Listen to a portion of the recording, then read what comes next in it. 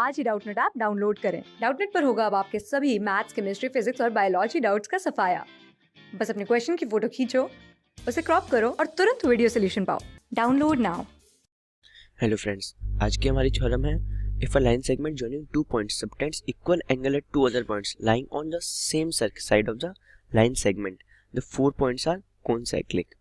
The 4 points are concyclic. ठीक है, तो हमें क्वेश्चन में दिया है कि अगर कोई लाइन सेगमेंट है, जैसे कि मैंने डायग्राम बना रखी है, ए बी लाइन सेगमेंट है। ठीक है, हमारे पास ए बी लाइन सेगमेंट दी हुई है इनिशियल में। अब ये ए बी लाइन सेगमेंट कोई दो पॉइंट्स जो कि सेम साइड में लाई कर रहे हैं, इस लाइन सेगमेंट की सेम साइड में लाई कर रहे हैं, एक ही साइड में लाई कर रहे हैं। मतलब ये पॉइंट जैसे हमने मान लिया सी और डी, देखिए ये दोनों पॉइंट एक ही साइड में लाई कर रहे हैं लाइन सेगमेंट की। ठीक है, तो हमें प्रूफ करना है कि अगर ये लाइन सेगमेंट दोनों पॉइंट्स पर इक्वल एंगल सबटेंड करती है, तो मतलब अगर ये थीटा है तो ये भी थीटा है। ठीक है, इक्वल एंगल सबटेंड करती है, तो ये चारों पॉइंट कौन साइक्लिक है। कौन साइक्लिक का मतलब है कि there exist a circle which passes through all 4 points, मतलब ऐसा सर्कल एग्जिस्ट करता है जो चारों पॉइंट से पास होता है। ठीक है, तो हम ये कैसे प्रूफ करेंगे, तो जैसे कि आप डायग्राम में देख सकते हैं कि जो वो हमने मान लिया कि ए सी, हम देख लेते हैं हमें गिवन क्या क्या है।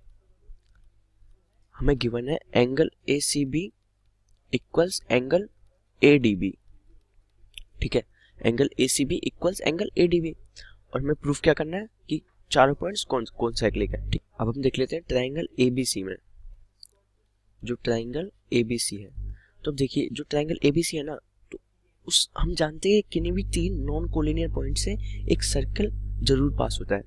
ठीक है, तो ट्राइंगल ए बी सी से भी एक सर्कल पास हो रहा होगा, और वो सर्कल मैंने मान लिया C1। जैसे कि आप डायग्राम में देख सकते हैं, ये सर्कल ए बी सी से पास हो रहा है, जो ए बी सी ट्राइंगल है उसके तीनों पॉइंट से पास हो रहा है। तो हमने एक बार के लिए मान लिया कि जो डी पॉइंट है वो C1 सर्कल जो है उस पर लाई नहीं कर रहा है, नॉट लाइन, है ना। तो अगर हम ये प्रूफ कर दें कि डी पॉइंट C1 पर लाई कर रहा है, तो फिर उसका मतलब क्या होगा कि जो A, B, C और D है वो चारों एक ही सर्कल पर लाई कर रहे हैं, मतलब चारों क्या है, कौन साइक्लिक है। ठीक है, तो अब हमारा टारगेट क्या होना चाहिए कि हम ये प्रूफ करें कि जो D है वो भी C1 पर ही लाई कर रहा है, जो कि A, B, C तीनों पॉइंट से पास हो रहा है। ठीक है, तो हमारे ये टारगेट है, ये प्रूफ करना।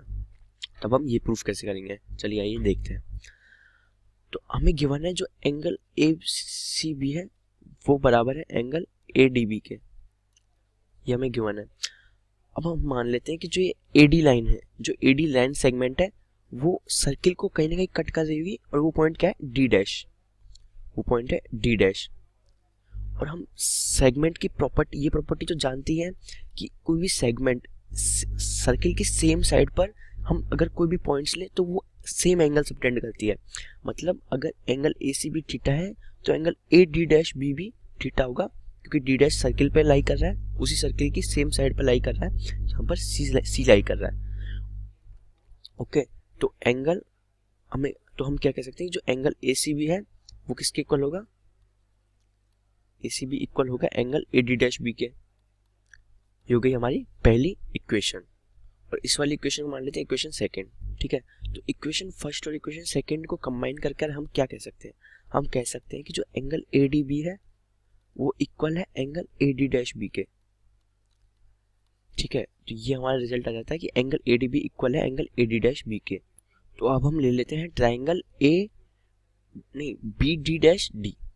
ठीक है, अब हम ट्राइंगल ले लेते हैं कौन सा, बी डी डैश डी। ठीक है, तो in triangle B D dash D हम लगाएंगे कौन सी प्रॉपर्टी, एक्सटीरियर एंगल प्रॉपर्टी, ए पे शॉर्ट में लिख दिया है बी डी डैश डी। तो इसमें एंगल जो होगा ए डी डैश बी वो किसके इक्वल होगा, angle D dash D B plus angle D dash B D. अच्छा, एक और बात, ये डी डैश डी बी और जो एंगल क्या है ए डी बी, ये दोनों एक ही है। आप डायग्राम में देख सकते हैं, जो डी डैश डी बी जो एंगल है वही एंगल ए डी बी है, सेम है वो दोनों, है ना। तो अब हम इस वाली इक्वेशन को नाम ले लेते हैं फोर्थ इक्वेशन, और जो इक्वेशन थर्ड है उसको इक्वेशन फोर्थ में सब्सटीट्यूट कर देते हैं। तो क्या आएगा जो ए डी डैश बी है वो किसके बराबर है, एंगल ए डी बी के। और यहाँ पे भी हमारा क्या है, ए डी बी, क्योंकि डी डैश डी बी किसके बराबर है, ए डी बी के, वो दोनों एक ही एंगल है, plus angle D dash B D.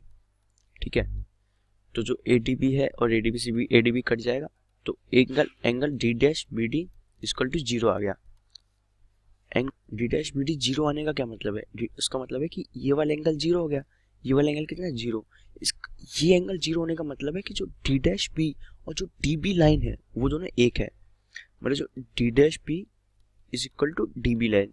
और इसका मतलब साफ साफ पता क्या लग रहा है कि जो डी और डी डैश है आर सेम पॉइंट, और यही हमें प्रूफ करना था कि डी डैश और डी सेम पॉइंट है। ठीक है, तो और इससे हम साफ साफ कह सकते हैं कि जो ए बी सी डी है वो चारों एक ही सर्किल पे लाई कर रहे हैं, तो वो चारों क्या हो जाएंगे, कोण साइक्लिक। आई होप आप लोगों को ये समझ में आ गया होगा। अगले लेक्चर में हम पढ़ेंगे कि एक साइक्लिक क्वाड्रिलेटरल क्या होता है। हम अगले लेक्चर में साइक्लिक क्वाड्रिलेटरल की डेफिनेशन पढ़ेंगे। थैंक्स। क्लास 6 से 12 से लेके नीट, IIT, JEE मेंस और एडवांस के लेवल तक 10 मिलियन से ज्यादा स्टूडेंट्स का भरोसा। आज ही डाउनलोड करें डाउटनेट ऐप या व्हाट्सएप कीजिए अपने डाउट्स 8400 400 400 पर।